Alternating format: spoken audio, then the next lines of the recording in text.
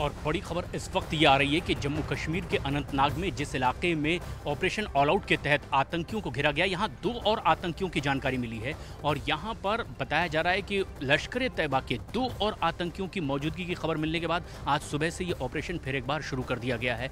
अभी इस वक्त पंचकुला में हम यहाँ मौजूद हैं। इसी ऑपरेशन की अगुवाई करते हुए कर्नल मनप्रीत शहीद हो गए और आज उनके परिजनों में शोक व्याप्त है। यहाँ तमाम आर्मी के सीनियर ऑफिसर्स मिलने के लिए पहुँच रहे हैं।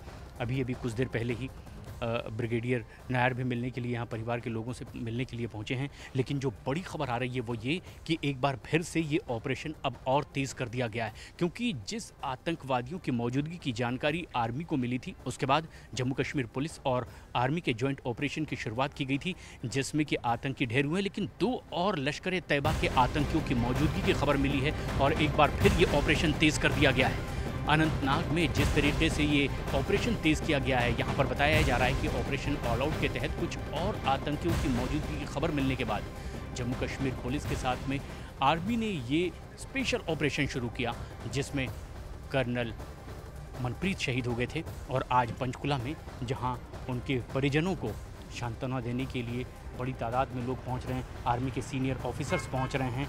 लेकिन ख़ास बात ये कि अनंतनाग में आतंकियों के ख़िलाफ़ ये ऑपरेशन एक बार फिर से शुरू किया गया है। कल देर रात अंधेरा होने के बाद ये ऑपरेशन रोक दिया गया था और आज सुबह एक बार फिर से ये ऑपरेशन शुरू हुआ है अनंतनाग के गडोली इलाके में, जहाँ पर जॉइंट ऑपरेशन चल रहा है। जम्मू कश्मीर पुलिस और आर्मी का मुठभेड़ में सेना के 3 ऑफिसर शहीद हो गए थे। 19 RR के कमांडिंग ऑफिसर खुद अगुवाई कर रहे थे इस ऑपरेशन की और ये शहीद हुए हैं। और अब बताया ये जा रहा है कि आज शाम तक उनका पार्थिव शरीर यहाँ घर पहुँच सकता है। लेकिन पूरी प्रक्रिया के बाद जिस तरीके से एक ऐसे दुर्गम इलाके में आतंकियों की मौजूदगी अनंतनाग में थी, वहाँ पर बेहद साहसिक पूर्ण से कर्नल मनप्रीत ने खुद अपनी टीम की अगुवाई करते हुए लोहा लिया आतंकियों से और उनका सामना किया, उसमें वो शहीद हो गए। लेकिन बताया ये जा रहा है कि इस तरीके से और इसके पहले भी कई आतंकियों को वो मौत के घाट उतार चुके थे। सेना मेडल उन्हें मिल चुका था। उनके इसी साहसिक काम के लिए सेना ने उन्हें सम्मानित भी किया था।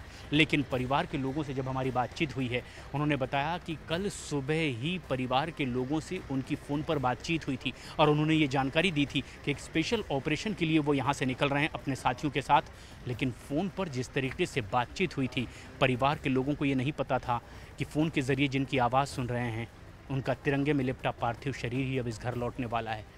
2 साल की एक छोटी बच्ची है, 7 साल का एक बेटा है यहीं पर, जबकि पंचकुला में उनका परिवार यहाँ पर इस वक्त मौजूद। उनकी पत्नी जब यहाँ जॉब करती थी मोहाली के अपने पैतृक गांव को छोड़कर, वो इसी जगह और यहाँ पर अब मिलने जुलने वाले लोग लगातार आते चले जा रहे हैं।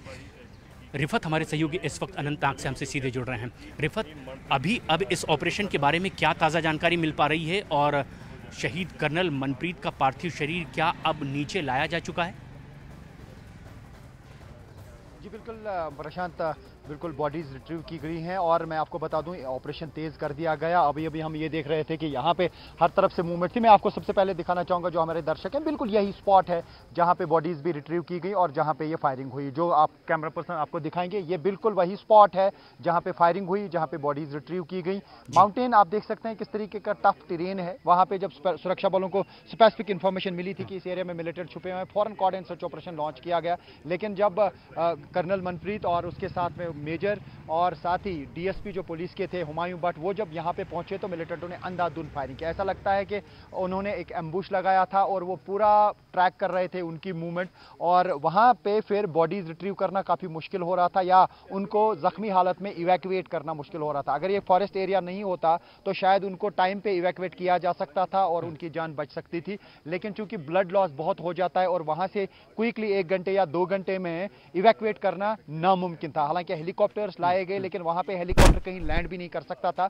मैं अपने कैमरा पर्सन से कहूं कि पूरा आपको वाइड एंगल से भी दिखाएं किस तरीके का ये माउंटेन है। छोटी सी पहाड़ी है और हम उसके नीचे दामन पे हैं और यहां पर ही ये सारा ऑपरेशन चला। अभी हमने देखा कि यहां पर माउंटेनियर्स जो हैं, हाउस जो है हाई अल्टीट्यूड वारफेयर स्कूल, वहां से माउंटेनियर्स को लाया गया था बॉडीज रिट्रीव करने के लिए और रेस्क्यू ऑपरेशन लगातार चल रहा है। और जो भी आर्मी के सोल्जर्स यहां सर्च ऑपरेशन कर रहे हैं, उनको रोप्स के जरिए आगे इसको क्रॉस करना पड़ रहा है इस एरिया को, क्योंकि थोड़ा सा सा रास्ता ऊपर है और वहां पर ही फायरिंग हुई है। ऐसा लगता है कि वहां से ये जो जख्मी हालत में कर्नल, मेजर और डीएसपी नीचे चले गए हैं, उसी वजह से उनकी जो बॉडीज हैं बिल्कुल इन फॉरेस्ट्स में मिली और ये जो पेड़ लगे हैं इन्हीं पेड़ों के बीच में बॉडीज रिट्रीव कर दी गई। आज भी बॉडी मॉर्निंग में रिट्रीव कर दी। और ये पूरा जो एरिया है मैं दिखाना चाहूंगा, ये जो आप पूरा प्रशांत एरिया देख रहे हैं हमारे दर्शक, उनको मैं बताना चाहूंगा इस पूरे माउंटेन्स एरिया में इस वक्त ऑपरेशन चल रहा है। यानी चप्पे चप्पे पे आर्मी, सीआरपीएफ और पुलिस लगी हुई है,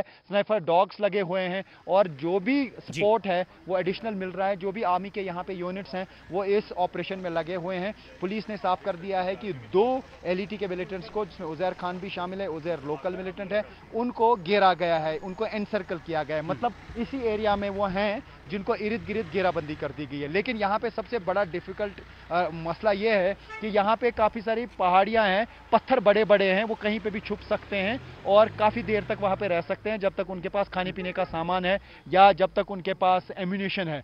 तो अभी हालांकि 4 बजे के करीब रात को फायरिंग हुई, उसके बाद अभी फायरिंग यहाँ पे नहीं सुनाई दी। लेकिन यही एरिया है, बिल्कुल हम ग्राउंड जीरो पे हैं, इतना ही एरिया है ये पहाड़ी का जिसमें मिलिटेंट छुपे हुए हैं और इनको जीरो इन कर दिया गया है, इनको एनसर्कल कर दिया गया है। जो और ये एक्सक्लूसिव तस्वीरें रिफत आप दिखा रहे हैं देश के number 1 news channel news 18 India पर, किस तरह से राजौरी और अनंतनाग दोनों इलाकों में ये स्पेशल ऑपरेशन ऑल आउट के तहत, और राजौरी में अभी कुछ देर के लिए ये ऑपरेशन रुका हुआ लेकिन अनंतनाग में जारी है। अब यहाँ से पार्थिव शरीर शहीद का नीचे पहुंचा है, कर्नल मनप्रीत का पार्थिव शरीर भी नीचे लाया गया और ये तस्वीरें हमारे दर्शक इस वक्त देख रहे हैं कि किस तरीके से कर्नल मनप्रीत जिस जगह पर शहीद हुए हैं, राजौरी और अनंतनाग 2 इलाकों में ये ऑपरेशन।